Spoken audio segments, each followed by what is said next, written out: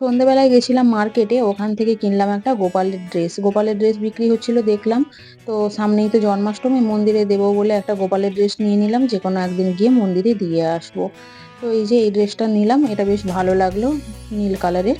তোমাদের কেমন লাগলো অবশ্যই কমেন্টে জানিও। তারপরে আমি রাখিও কিনে নিলাম।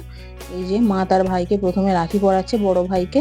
প্রথমে টিপটা দিতেই কান্নাকাটি শুরু করে দিল, কিছুতেই সে পড়বে না। আর তার পছন্দের ক্যারেক্টার হচ্ছে স্পাইডারম্যান, তাই তার জন্য স্পাইডারম্যানের রাখি কিনে এনেছিলাম। আর এবারে ছোট ভাইকে পরাতে পারলো না, কারণ এবারে তার অন্নপ্রাশন হয়নি, যেটা নিয়মে রয়েছে। অন্নপ্রাশন না হলে তাকে কিছু পরানো যাবে না, তো তার জন্যই পরাতে পারলো না। মায়ের রাখি পরানো হয়ে গেল, আমি এখন আমার দাদাকে রাখি পরাচ্ছি। তো যা যা রিচুয়াল থাকে আর কি, ওই টিপ টিপ দিয়ে তারপর রাখি পরিয়ে দিলাম। সকলকে জানাই শুভ রাখি পূর্ণিমার শুভেচ্ছা, ভালোবাসা এবং অভিনন্দন। সমস্ত ভাই বোন আজকের দিনে খুব ভালোভাবে কাটাও। আজ তাহলে আসি।